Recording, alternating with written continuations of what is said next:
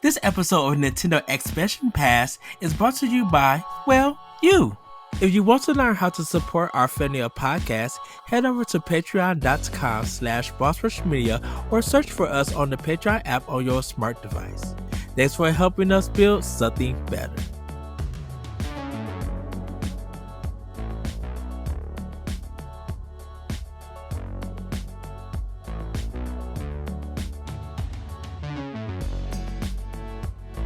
Everybody, welcome to Nintendo Expansion Pass here on Boss Rush Games. I'm your host and licensing excited Eddie V. Joining me is the one, the only Bossman himself, Mr. Corey Derrick. Hello, good sir. Hello, Edward. Wow. I don't know, dude. I don't know. We're coming off like an almost 3-hour episode of Pow Blocks. Well, guys, we have some updates for you about Expansion Pass. So at this point, I'm going to turn it over into your hands, Corey, to explain how Expansion Pass kind of going to be going on moving forward. Yeah, so on the next episode on episode 357 of Nintendo Pow Block, if you're a patron, you're going to hear this before that episode. If you are not a patron, you'll hear it soon, maybe.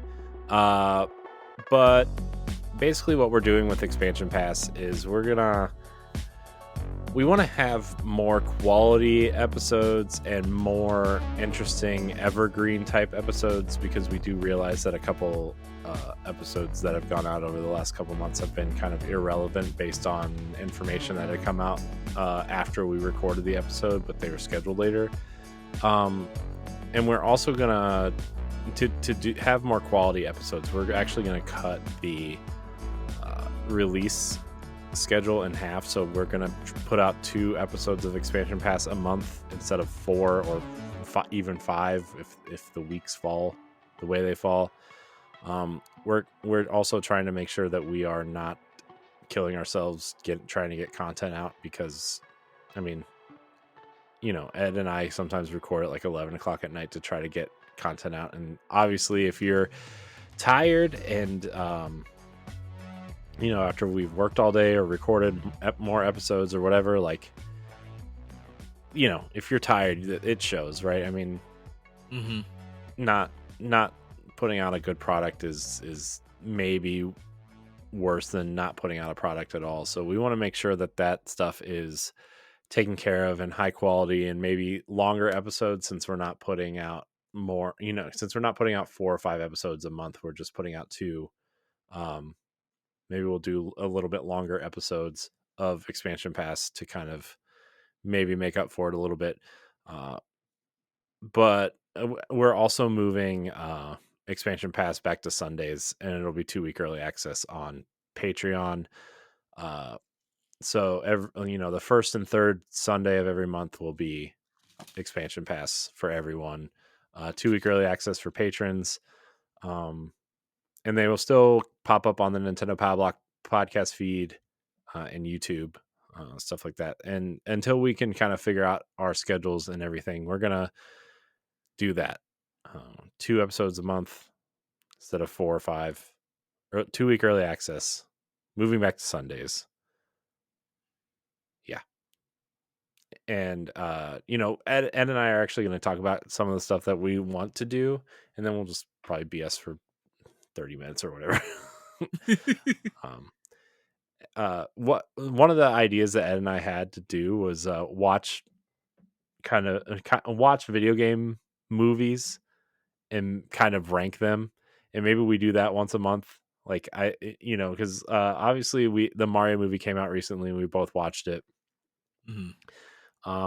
With various opinions on that, but I thought it would be really fun, or we thought it would be really fun to go back to stuff like The Wizard and the original Super Mario Brothers movie and Street Fighter and movies like that. I actually have the list. So yeah, name off some of the games on the list, and like there could be more movies after this initial list. Like, but I think are we going to try to rank these? I think it would be fun to try to rank these.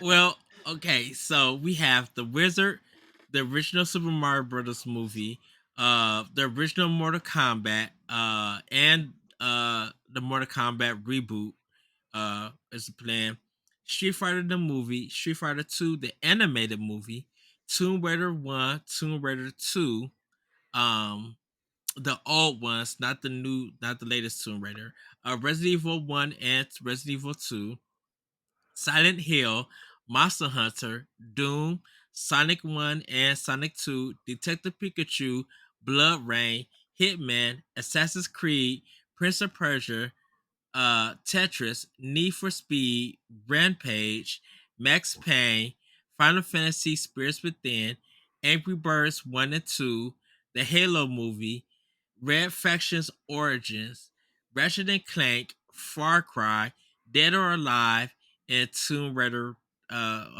We did decide to do the Tomb Raider reboot and stuff. So Man, we had 33 movies yeah. planned. Yeah. Yeah, man. I mean, obviously that's going to take a while to rank them all, and as more come out, like we'll do that. But that list has been really exciting for us, like all summer, and we just haven't had a chance to do it because we've been so busy. But like, this is it. This Mhm. is the time to strike, Ed. Whoopsh. Right. And So, which one did you want to start off? I know we said Super Mario Brothers I was the mean, first one because I've never seen it. I think it's either got to be Super Mario Brothers or The Wizard because I've never seen The Wizard, and I you've never think the seen Super Wizard, Mario. right? I think the Wizard would be a good one to start off with. Yeah, I mean, I think that's the quintessential first video game movie, right? I mean, I think that's what everybody thinks of. Um, Because and California, it's like it's so iconic as a saying. I believe you. I don't know at all. I'm surprised that you don't know about it. It's ever since that movie came out, it's been part of uh Nintendo, even though it's not related to Nintendo, it has become a iconic saying in movie history and for video games, when it comes to video game movies and Hmm. stuff. Yeah. I think. I mean, I think that's going to be a really interesting one. I've wanted to watch that movie for a long time, and I just never Mhm. have seen it.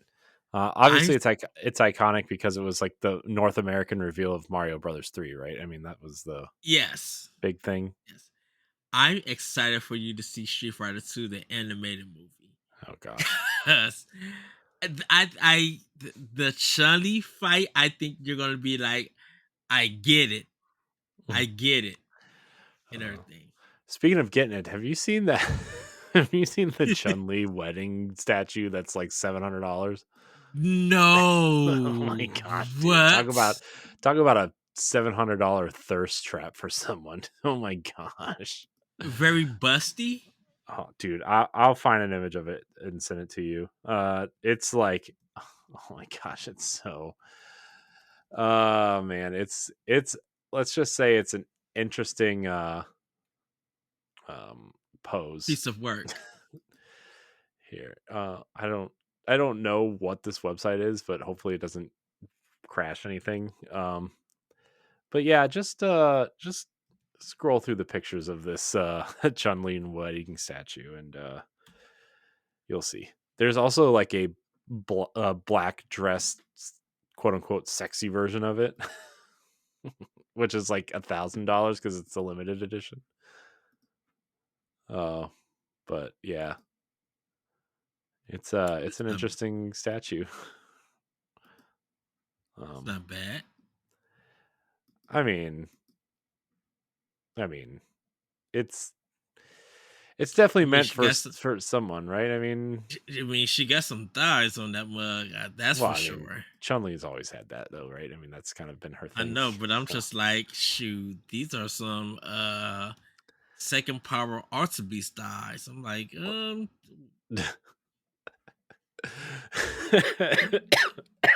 don't know why that was so funny.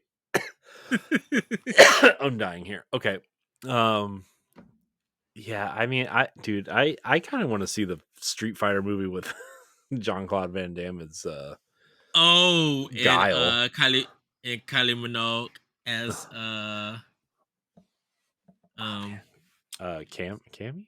No? Cammy, yes. Yeah. Man, Kylie Minogue, man. In '90s, Corey was obsessed with Kylie Minogue.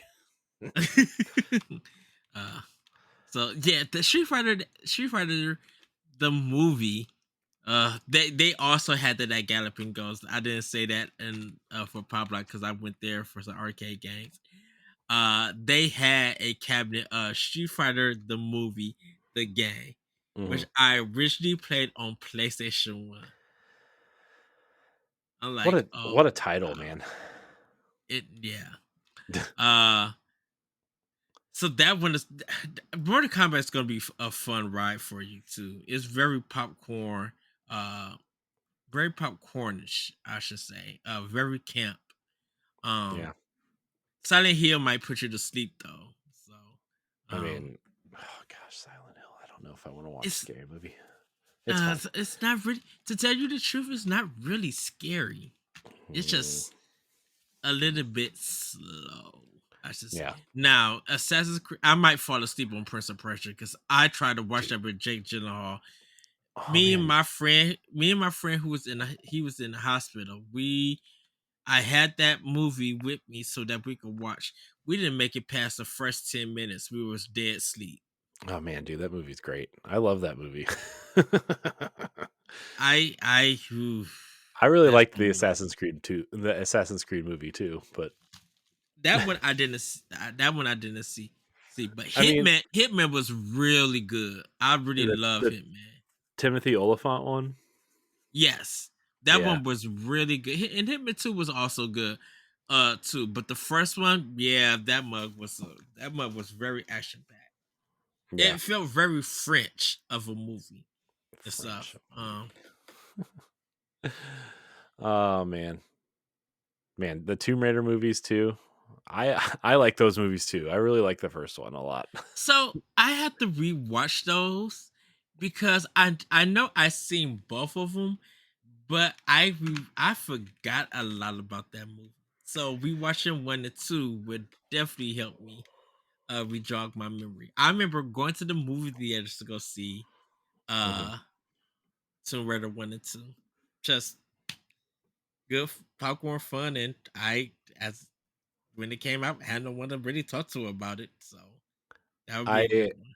I remember seeing the poster for the second one and Uh remembering that something about that movie seemed larger, and I'm not talking about the set pieces. um, the let's say the character's top half of the the body. the assets of the character. Yes. And we're Oh not man. talking about the lips. Remember when the PS1 version of Lara Croft was in Maxim? Oh yeah. It was in Maxim and Oh, Playboy. yeah. That was interesting. Anyways, Uh, enough of that.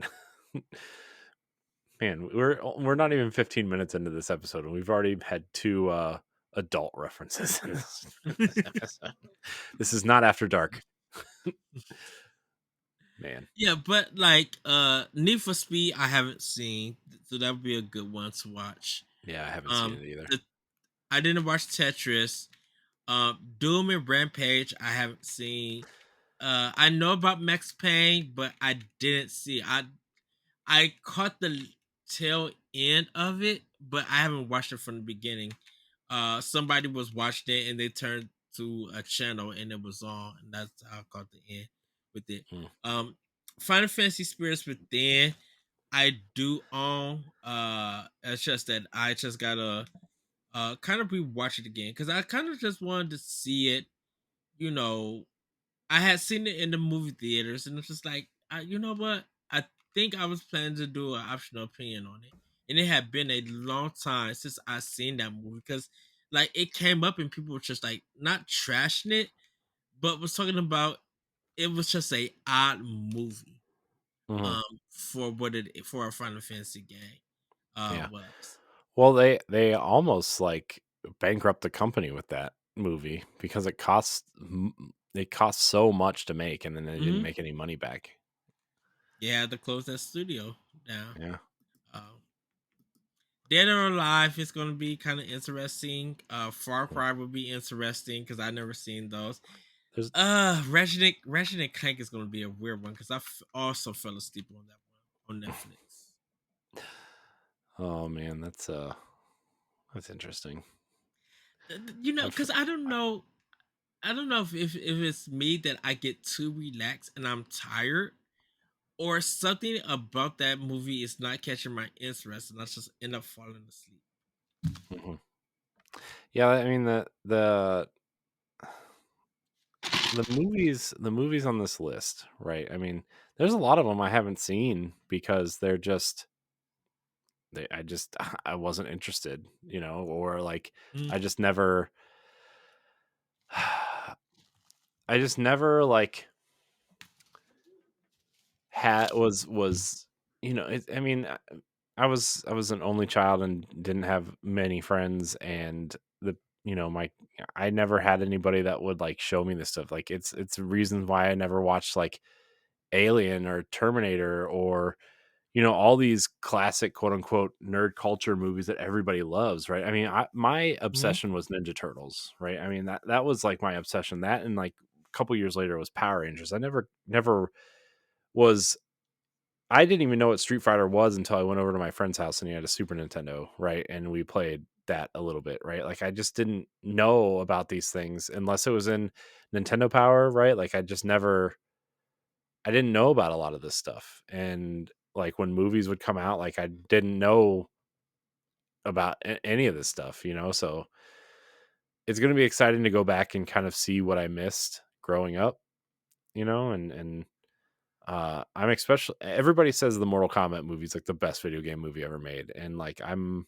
Mhm. questioning that a little bit, a little bit. And again, I wonder if it's like a lot of nostalgia factor or like obviously Mortal Kombat and Street Fighter were huge in the '90s, and with Street Fighter 2 and obviously the Mortal Kombat trilogy, and obviously the movies that were from those would probably be pretty big too because of just the obsession with those games at the arcades, right? And I want to see how those games were translated, and obviously like the new Mortal Kombat movie, I haven't watched it, right? But I think people kind of really liked that movie too in some respect, and Yes. I want to know. I kind of want to watch that too at some point. Um, but we'll see. We'll get there. We'll get there. We'll get there. Yeah. The video game movies, some were. It was about the camp factor of it. You Hmm. know, even though the Wizard was more of a advertising for Nintendo games, it's not a camp movie like Mortal Kombat. But then you got stuff like Uwe Boll, really who really damaged video game movie adaptations for people who wanted to watch it because he was just treating it as a money grab. It's like these movies are not good and stuff. And so it just really felt like he was treating them as poor representations of what a good video game movie could be. And he just didn't care or even do the research. Because I'm like, first of all, he was not to a lot of us. We felt like he wasn't a gamer at all Hmm. and stuff. But he was making video game movies have uh a bad reputation. So it didn't take a while until people stop working with them to make video game movies and everything. Like I think Blood Rain was his last. He might have some more, but it was just like we knew that a video game movie was coming out. If we seen Uwe Boll's name on it, we weren't going to see it because we knew it was going to be garbage. Hmm. Yeah. But like if there was something that was coming out, whether it was like animated, like Tekken has an anime, Fatal Fury has an anime and stuff. We we will we will watch it because it was from Japan where the games are made. So we were expecting that these are going to be good. Tekken also has a real life movie also in their real life adaptation also. Yeah. Um, and so we'll check stuff like that out to see if it's going to be good or not. And if it's like even mediocre or decent, at least it was something better than what Ubi Ball would have did with Hmm.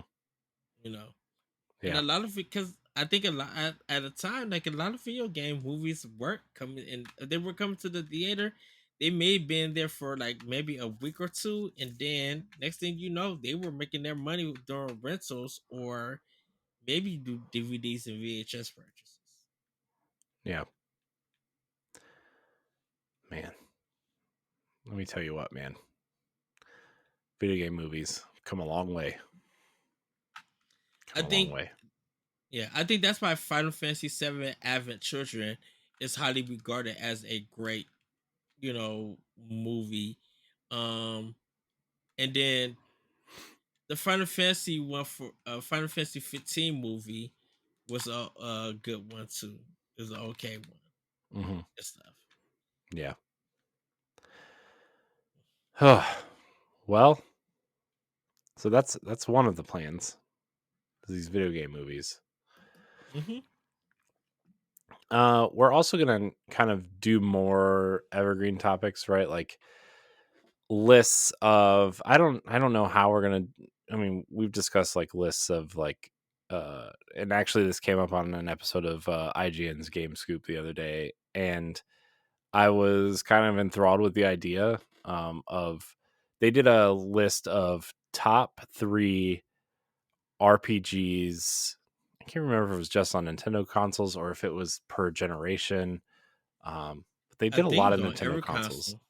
Yeah. And Yeah. I think that would be really interesting to do. Not necessarily just RPGs, although that would be an interesting discussion for us to have, I think. But like really dive into like some of these older consoles or even like Sega consoles or TurboGrafx or some of these other consoles that like have great games and kind of make lists for those. I mean, we've done it before, Mhm. but I don't think it would hurt to revisit them like way down the road. Also like more interesting discussions about retro consoles I think would be fun. I really like the Dreamcast and the GameCube episodes that we did. I would really like to dive into other consoles, or handhelds, um, Mhm. or tell like really meaningful video game stories. I think that would be really fun. Um, I don't know. Do you have any other ideas for this, Ed? I mean, we've kind of. I mean, I've kind of said a lot. But I think like with the with kind of like with the rank, not ranking, but like the top three of something of like games for certain consoles. I think that would be really good for us to explore because I'm like personally I think it's gonna be three for each of us. So you kind of give like 6 games and stuff. Um, it would probably be interesting to go beyond what everybody's expecting. Like if we do what was the top games for Nintendo, where everybody would probably say it's gonna be Super Mario Brothers. It's gonna be The Legend of Zelda. And then it may be some other game and stuff. But I'm like, there was like more of it. Contra was a big one. The Mega Man 2 was a big one. Even though 3 is great, like Mega Man 2 was the highlight of that game. Um and then you kind of got like stuff like Excite Bike, where you can make your own track and stuff. Like who put a game in where you can make your own racing game and Hmm. stuff. There's a lot on Nintendo just itself to talk about, and I think it's going to be for us our history with that game and what it did for us personally, Yeah. um, and stuff. Spe- Speaking of making Oh, your go own ahead. racing game, wouldn't that be really interesting if Mario Kart 9 had a course maker. Ugh. Wouldn't that be? Should they I give? mean, go ahead. Sorry. Go ahead. No, that's a dream that everybody wants. Yeah, I'm want like the thing that the like Little Big Planet had a kart racing game, right, where you can make your own levels, and then what was the other one for PlayStation? Mod Nation Racers, right? Hmm. That those games were so interesting in terms of like just the way you could kind of make levels, and I mean with the success of Mario Maker, right? And I think that would be really interesting to do, honestly, for Mario Kart. I think that would, I mean, we always talk about like what are they going to do for Mario Kart 9? Like, do they add characters? Do they obviously they create new courses, but like add new characters, add new mechanics? Like, what new mechanics do you add? I mean, the gravity stuff is really interesting. I think adding a course maker would be really interesting for Mario Kart, Oh yeah, especially with the success of like stuff like Mario Maker and stuff, right? Like, that would be super interesting. and playing different creators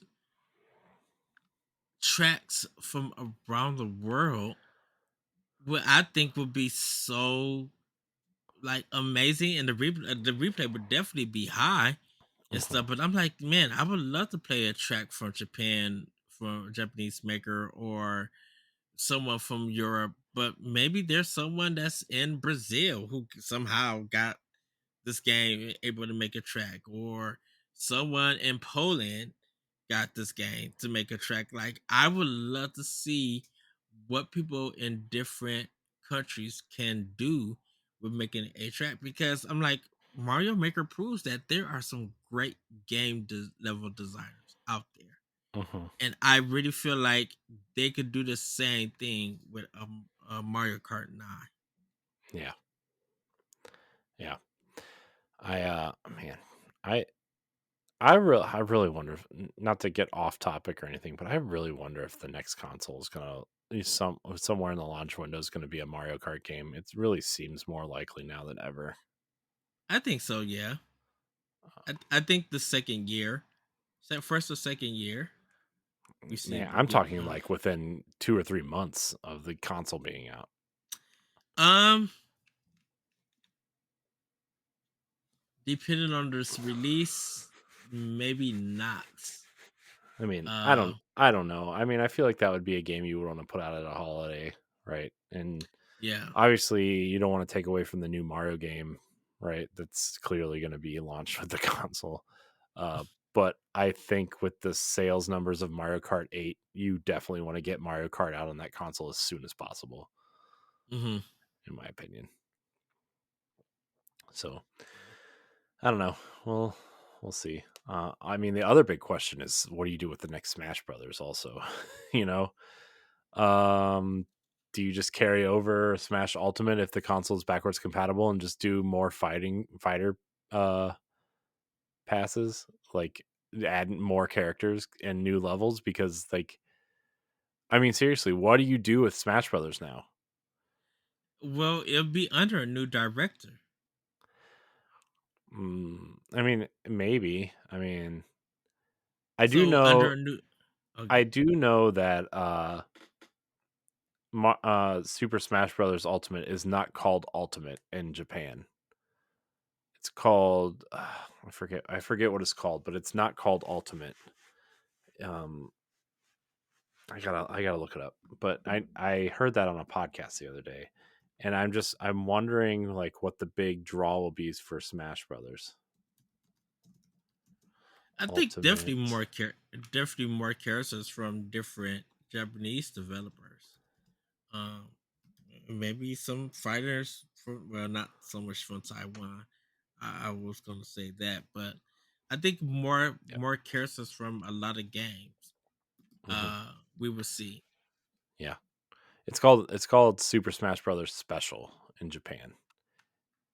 Okay. And I think they're going to go off of the Japanese names and not the United States names. No offense to US or Western audiences, but I think they're going to go off the special name and whatever the next game is.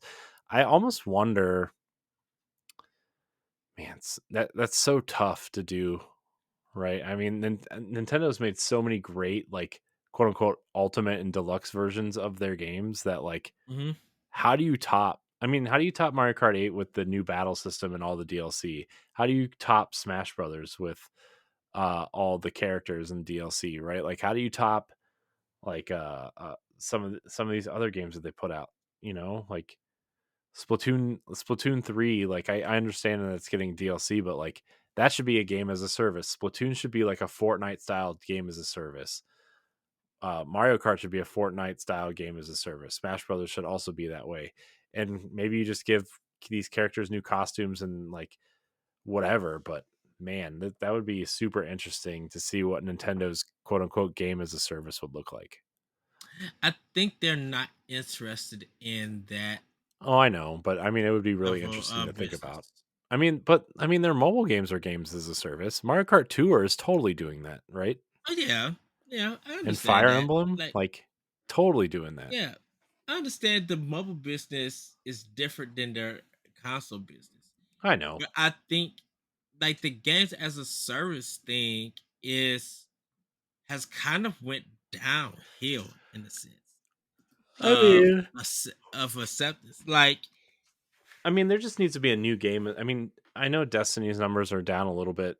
I mean, partially because the expansion was kind of not great. even But even with their numbers down, Destiny is probably the most successful games as a service title out there. I mean, I You would know, say that and Fortnite and Minecraft would be the three you point to, right? I mean, Apex's mhm, numbers are down. I mean, nobody's thought about PUBG in like I don't know 3 or 4 you love years at Fortnite. least. um, uh, Sea of Thieves for Microsoft is actually pretty decent. Halo Infinite's on an upward trajectory. Actually, like their season pass this is actually really good. They've been dropping classic maps. They've put out 2 new maps. I think Halo Infinite's actually in a pretty decent place right now. Hmm. But I mean, other than that, like I mean, Disney Dreamlight Valley, I don't know what the numbers are, but they're actually doing a pretty decent job with their game as a service model, unlike their garbage racing game, Speedstorm. Oh my That gosh, came that and game was went so quickly. disappointing, man. Dude, that game was so disappointing. I was so mad. Can't believe I spent money on that game. Gross. Dude, that game ran like garbage on the Switch. Like it was running at like sub 15 frames a second in some spots. Ugh, gross. That's just wow. So, I mean, yeah, I would. I don't know. I don't know. What should we talk about now? What do we? So Where are we Corey, at now? I so as an idea and like Yes, ideas. like the That's where idea we're at. that you took from game school, I it just hit me. Uh, there's a forgive my language, everybody. Uh There's a oh. podcast. There's a podcast called Movie Bitches, and Ah, he said it. and they review like movies and everything, and they're doing like now they're doing like a summer camp, like reviewing movies that are camp and a certain with a Rotten Tomato score. They got to meet like a kind of score number, and if like these movies are forgotten. And last week or one of the weeks they did this celebrity's name. I love your work. So I think I kind of want to steal that to be like Shigeru Miyamoto. I love your work, and we just talk about the work of that creator has, Mhm. or Cliff Brzezinski. I love your work, and we just talk about that game or whatever. Definitely for Nintendo because they just a lot of the games has a big history, and it would be cool to dig into a lot of the developers at Nintendo and what they helped creating. Whether Mhm. it's their music, whether it's character designs that they did and stuff. Like, I would really love to dive into different creators and the work that they put out that we love. Hmm. You know, I think Yeah. that would be a cool one. Yeah. Yeah. That'd be cool. Um, I would also like to one of the things I would really like to see is something I would like to talk about too is like how would we improve Nintendo's, not necessarily their games, because their games are always like top tier, right? Like I Mhm. don't want to do that. I would like to see how we can improve, like what features would we like to see on the next console, or like how would we improve their online stuff, or does Nintendo need their online stuff to be competitive next gen, or stuff like that. I think that would be really interesting. I also would like to talk about like accessories, how we would like improve their accessories, maybe like the Pro controller having a decent D-pad next gen, next gen, or like I don't know, a headphone jack, or a way we can talk to our friends, not through the phone app or whatever. Um, I the accessibility controller from Xbox, I definitely would love to see Nintendo incorporate that in their yeah, next platform, yeah, that'd be in interesting. our next console and stuff. Yeah. Um, because it's it's very hard to talk about that stuff when you have a company that is main stay is in Japan, Yeah. and they think about more of what can we do with what we have in Japan, and will that work outside of Japan? Universal, Uh-huh. you Yeah, know. I think it would be like, I mean, Nintendo's always going to be Japan first, right? I mean, Yes. they are like one of the last companies. I mean, we've said this before, but we've seen PlayStation kind of move all their stuff to um Western audiences. Like the whole PlayStation unit is based in the UK now, right? And Yeah. Jim Ryan, obviously not a Japanese man, right? So uh him being in charge has kind of steered the company in a certain way. And I wonder how Nintendo's Japan focused efforts are affecting them, either positively or negatively. I think that would be an interesting topic, if we like found research or hypotheticals or whatever. That's very interesting. That you bring up Jim Ryan, because I was while we was recording our latest Nintendo Power Block, he came into my. We were talking about Major Nelson visiting Nintendo, and just visiting. We had a discussion about that, and it really shows that from PlayStation perspective, from the community, uh they like all their past people who were representing PlayStation, who was like, at E3s and stuff, I think what Ken Kuda was it Ken Kutaragi? Uh I don't remember. yeah, I would have to I have to look up who's the one that everybody really loves? Not uh Like the Kazumi. Is that who we're talking about? Kazumi had an up and down one, but okay, let's look at the PlayStation. Uh, Uh, Kazurai.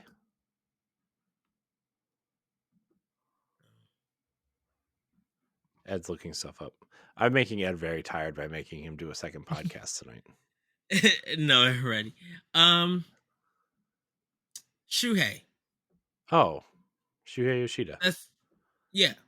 Oh, Like he was the face of PlayStation, oh yeah. and still to this very day, he gets love across the board. Like I don't care if you're a PlayStation fan, if you're a Nintendo fan, or an Xbox fan, or even PC.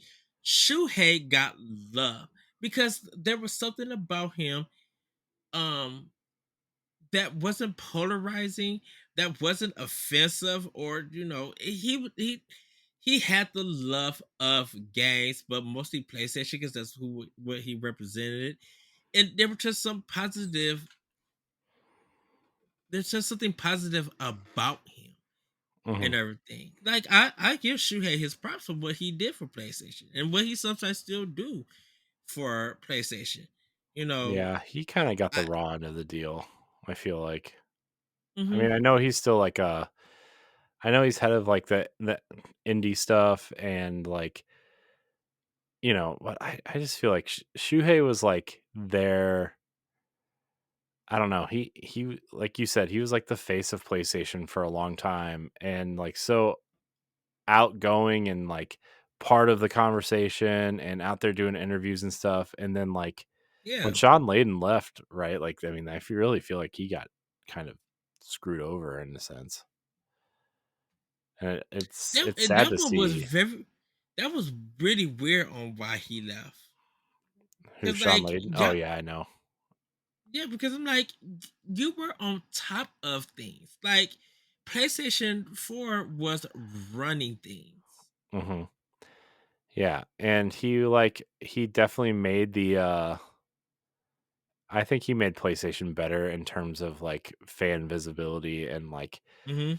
acknowledging small single player experiences, right? Like what was the quote? He said something like he was talking about Vib Ribbon at one of the conferences, right? Where like he knows the game's not going to sell a million copies, but it doesn't matter because a good game is a good game and PlayStation should support all great games no matter, how much it sells or whatever. And like I really respected Sean Layden um, for that. And it's really nice to hear that from an executive that you don't hear that. I mean, we're kind of seeing that with Phil Spencer and Sarah Bond and the Xbox team right now, right? Where they're like really championing indies and bringing them to Game Pass and really highlighting top tier ones that, don't skip the platform. And uh, But Sean Layden was really kind of like one of the first people to do that. Remember, PlayStation 4 was like really championing indies for a long time. Yeah. And I don't know, I really thought he was like one of the best executives PlayStation maybe ever had. I mean, look how many But great high quality first person experiences that and new IP that he brought to PlayStation, right? And allowed the teams to be creative. I mean, he mm, could have very well made someone like Sucker Punch do another Infamous game, or uh, the Insomniac make more Ratchet and Clank instead of like experimenting with certain titles and stuff. I mean, I know Insomniac wasn't purchased during that era, but yeah. like it's he was a really interesting executive, and I kind of miss that era of PlayStation, to be honest. I think Jim Ryan's PlayStation is all about making money, high, AAA titles with a game as a service focus. I mean, they have something like 10 or 12 game as a service in development, and that's, I mean, uh, it's, I don't know. I don't know how I feel about that. But because like Sean Layden, I think he got grilled when it was PlayStation 3 when that came out. I'm you know Well, that and he wasn't the top executive at that point, right? And Japan was still very much in control of PlayStation when the PlayStation 3 came out. yeah, but I think he talked to Shu and EGN. I remember that cover because it was the original PlayStation 3 that had a tomato thrown on it. Mhm. and everything. And I remember that was like a real brutal interview Hmm. that I think he had to do, or one of them had to do at PlayStation. It was just like seeing how PlayStation 4 came in and turned everything around. Because like at that time, I don't I, I don't know if Phil Spencer was on top of 360. No, Uh I think he was still like part of first party development at that point. because he had to turn, because I think when Xbox One came, that's when he had to turn stuff around. Yeah, But I like mean, Don we Matrick really like screwed up that launch. I mean, it wasn't all him, right? It was definitely like a Mhm. team executive decision, but he was like he's the face of it, so he's going to get the brunt of it, right? And when he left Microsoft, he went to Zynga and really screwed them up too, almost put them into bankruptcy. Uh, Yikes. and like you have to give it to Phil Spencer and his team, right? Of really turning that Hmm. ship around. I mean, a company like Microsoft, it takes a long time to turn that ship. And the fact that he did it and Satya Nadella like allowed the Xbox brand to continue when they were thinking about selling it off or spitting it out or whatever. And Phil pitched Game Pass and trying to because Microsoft's a subscription company, right? I mean, and Xbox really pitched the subscription and it's working. I don't know if it's working as well as they want it to, but also you have to have games on the platform to sell the consoles. Like, I mean, don't get me wrong, Xbox has a ton of great games, but they're smaller games, right? Like Hmm. Pentiment and Grounded, and Forza is a game I think a lot of people are kind of tired of unless you're a racing fan. And Starfield is really the first big major game since Halo, right? I mean, and we're starting to get them on Xbox right now, but I mean, man, that was a as an Xbox fan watching 2013 on, right? I mean, these games are few and far between, and they still kind of have been in a little, in a sense. And this happened with Nintendo, even with the Wii U. Like Iwata, he made a pay cut so he could keep his employees. Yeah, Um, and that was a very honorable move, right? I mean, right. you don't see companies do that. And granted, like the Wii U didn't take off the way I'm sure he wanted to, and I know he didn't get to live to see the success of the Nintendo Switch, but the Which Switch has his name all over his legacy all over it, right? I mean, right. we talk about all the time where the Switch is definitely like the pinnacle of what they wanted the Wii U to be, right? Like the console that you can take with you in handheld mode. Um, obviously a lot of the games came over, and Iwata was a powerful figure in this space, and He, he's still missed to this day by a lot of he people. Yeah, I mean, and we talked about the Nintendo Direct because he was the face of Nintendo compared to Yamauchi.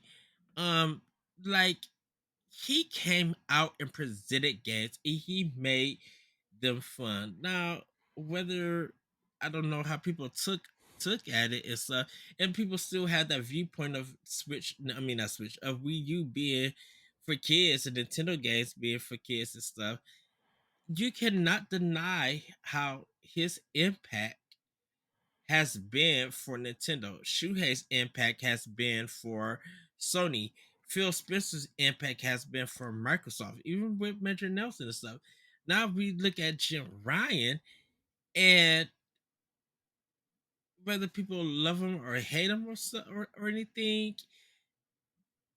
the way he presents himself and delivers himself, it has really became a negative impact for Sony's community because they really do not like him in a Yeah. sense. And it's just like I don't know how all of that happened, but I think over time it's just like I think people felt like, oh, we're now seeing your true colors of how a businessman you are. You're really not a fit for PlayStation in a sense. Hmm. But I'm just like, look, I think it was at Guerrilla Games. Um, I know who you're talking about. I just can't think of his name right now. But yeah, he was the studio head of Gorilla, and now he's head of first party. Oh man, what is his? Yeah, Oh my gosh, this is really bothering me. because I that's gotta look how it up. because that's how he that's the person who took over after Herman Sean Holst. Layden left. Herman Holst. Okay. Yeah. So, yeah, I mean he's great too, right? I mean, like Horizon was such a pivotal game for Gorilla, and I mean it's well Hmm. deserved that he got that position. But he's still working on under the rules of Jim Ryan, right? Which I mean, the rumors are that there's uh something like 11 Horizon quote unquote projects in the works. One of them's the one of them's obviously Horizon 3. One of them is a remake or a PS5 only version of Horizon Zero Dawn. One of them's the multiplayer game, and one of them is some sort of like some people think it's a mobile game. And then you have the Netflix animated series, right? I think it's Netflix or Amazon, one of those, and then probably some comics or some books or novels or spin-offs, the VR game, maybe a sequel to the VR game, maybe not. I don't know how invested Oh, PlayStation seems to be in PlayStation VR these I days. so I know when Ryan McCaffrey talked about PSVR 2 Hmm. and everything, and I think I know he got some blowback from a lot of people, but I'm just like, he's right. I'm like, if Sony's not saying anything about it Hmm. or still It's the making it a same. big deal, It's the same thing as the Vita, right? I mean, mm, the Vita was in a way better position than PSVR two, but like, I mean, they essentially like put out their first party games. They shut down two studios during that time, and like the Vita was like pretty much non-existent to the general public after what, a year and a half, 2 years. Like they put out Uncharted, Gravity Rush, Unit 13, which was a great game by the way, and then they put out all their first party stuff and then kind of wiped their hands of it and continued with PlayStation 4.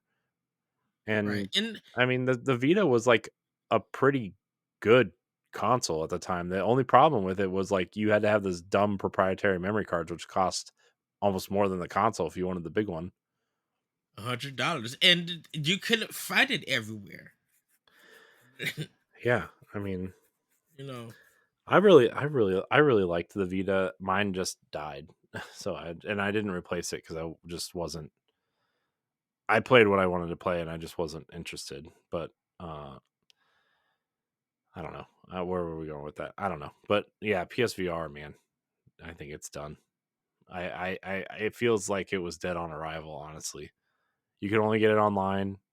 Couldn't buy it in stores. There's no games except for Horizon and like a bunch of ports of PSVR one games, and I maybe a few I other smaller titles. I remember he said there was going to be over 100 games in the first 6 months And of there are, PSVR. but they're all they're all like ports from PSVR one and Oculus and all these other VR headsets. They're not like new games, which is the problem. Especially not new first party games. I know that um what's the one, the fire something, the multiplayer shooter that was really popular in PSVR one. Right, They're making a Fire sequel Chat. to Fire Oh, something. Hell Divers. No, that's a Oh, PS. No, that's not a PSVR game. I forget what it's called. It's called like Fire something. I don't know. But the shooter is getting a sequel in a couple weeks, which I know people are excited for. But like, where what's next? Where's your deal for Half Life? Something like Half Life Alex. Where's your deal for something like a PlayStation soundtrack exclusively on Beat Saber? Or where's where's the your next big commercial first see? party? Where's the commercial to even that you know that PSVR 2 is out? I don't know. You I've know, never seen a PSVR commercial, but also I've never seen a Starfield commercial, and that game comes out in 2 weeks. So, I mean, true. I mean, I've I been think it's seeing more just commercials for Nintendo Switch and the games and stuff. Like they're still promoting Switch and just like we got these awesome games. Hmm. Like that's been dropping. So Yeah. so I'm just like, if Nintendo was doing this, y'all should be doing something. Yeah. I don't know, man. PlayStation seems, I mean, PS5 seems to be doing all right with no games though. So I mean, I don't know. I mean, I mean, I know people are gonna get mad at me for saying that, but like I'm PlayStation not, 5 not doesn't trying. have any real exclusives either, you know? Right. And I'm not trying to harp on PlayStation or even Microsoft or anything. It's just the businessman that were the representation, because when it came to getting information outside of reading articles and being on the internet, when the direct start dropping and E3 was happening, those people who were presenting the stuff was the representation. Iwata was the representation for Nintendo, for modern day Nintendo. Phil Spencer became the representation after uh after the people left from Microsoft. And then, we got Jim Ryan now being a representation after, Sean Layden left, and we don't hear much from Shuhei and stuff. So it's just like the representation from those who are leading these councils really matter and Hmm. stuff. Um, like, uh, and regardless of what we think of Nintendo and what their future is going to be, they have representation that is showing us that, you know what, Nintendo and their games are in good hands. Hmm. You know,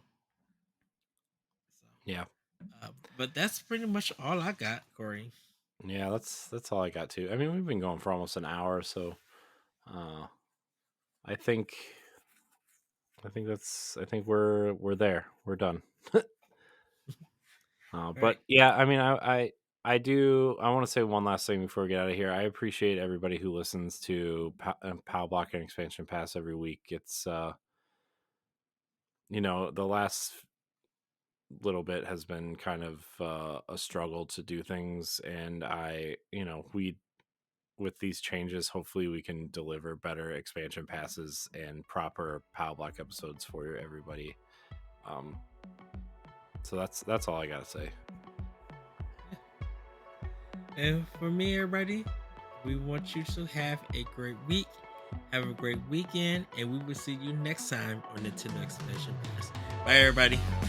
Goodbye. If you want to be a Patreon producer, head on over to patreon.com/BossRushMedia and find out which tier is right for you. Our Patreon producers at the $5 tier or higher for this month are Adriel Munger, Austin Campbell, Celeste Roberts, Christian S., Sana Dierig, Francisco Santillan, and Rebecca Jewell. Thank you for your continued support.